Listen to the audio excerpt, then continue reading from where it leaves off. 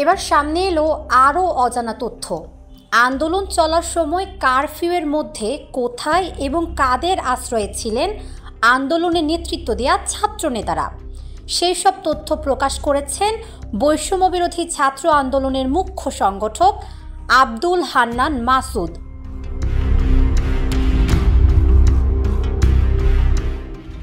আশ্রয়দাতাদের মধ্যে যেমন ছিল প্রভাবশালী আন্তর্জাতিক সংস্থা, তেমনই ছিলেন বিএনপির নেতার ছেলে, মানবাধিকার কর্মী সহ আরও অনেকে। আবার প্রবাসে থাকা সাংবাদিকদের সঙ্গে কিভাবে যোগাযোগ ঘটত সেসব কথা জানিয়েছেন হান্নান মাসুদ।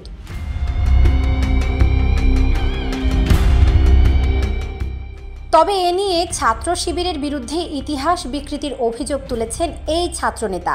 তিনি বলেছেন, শিবিরের সাথে তাদের যোগাযোগ ছিল এবং সহযোগিতাও করেছেন, তাই বলে সব কর্মসূচি ছাত্র শিবির ঠিক করে দিয়েছে বা সব কিছুই তারা অ্যারেঞ্জ করেছে, এসব দাবি নিয়ে বিস্ময় প্রকাশ করেছেন আব্দুল হান্নান মাসুদ।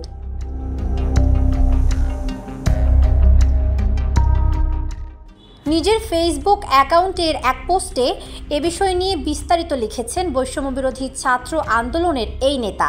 তিনি লিখেছেন, উত্তরার কুয়েত মৈত্রী হাসপাতাল থেকে গোয়েন্দা বাহিনীর ধাওয়া খেয়ে মুনতাসির রহমানের মাধ্যমে আমরা প্রথমে আশ্রয় নেই বাংলাদেশে প্রভাবশালী একটা আন্তর্জাতিক সংস্থার কার্যালয়ে, যেখান থেকে আমরা প্রথম ভিডিও বার্তা দিই।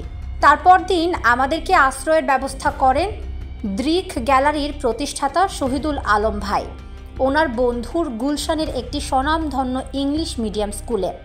3 দিন সেখানে অবস্থানের পর আমরা বাংলাদেশের জনপ্রিয় রাইড শেয়ার কোম্পানি পাঠাওয়ের সিওর বাসায় থাকি একদিন। এরপর ওখান থেকে একটি মানবাধিকার সংস্থার পরিচালক লেলিন ভাইয়ের মাধ্যমে আমরা মিরপুর ডিওইচএসের ওয়াহিদ নামে একজন এক্স আর্মির অফিসে আশ্রয় নিই, যেখানকার অভিজ্ঞতা একটু অসন্তোষের জন্ম দেয় বলে মন্তব্য করেছেন আব্দুল হান্নান মাসুদ। পোস্টে তিনি লেখেন, তারপর সেখান থেকে 3 তারিখে গিয়ে থাকি গুলশানের এক সাবেক বিএনপি দলীয় এমপি পুত্রের বাসায়, যিনি এখন কনস্ট্রাকশনের বিজনেস করেন। ওনার ওয়াইফ অস্ট্রেলিয়ান নাগরিক। সেখান থেকে বনানী ডিওইচএসে মুক্তিযুদ্ধে বীর উত্তম উপাধি পাওয়া একজন বীর মুক্তিযোদ্ধার বাসায় 4 ও 5 আগস্ট অবস্থান করি। এই বর্ণনা দেওয়ার পরই প্রশ্ন তোলেন হান্নান মাসুদ। তিনি জানতে চেয়েছেন, আচ্ছা ভাই, এখানে কোনটাকে আপনাদের শিবিরের ম্যাচ মনে হচ্ছে, দয়া করে জানাবেন। শিবিরের দাবি নিয়ে বিস্ময় প্রকাশ করে তিনি আরও লিখেছেন, আন্দোলন চলাকালীন শিবিরের সাথে আমাদের যোগাযোগ ছিল, বিভিন্নভাবে সহযোগিতাও করেছেন, তাই বলে সকল কর্মসূচি ওনারা ঠিক করে দিয়েছেন, সব কিছু ওনারা অ্যারেঞ্জ করেছেন, এসব কেমন কথা? এভাবে ইতিহাস বিকৃতি আর কতদিন?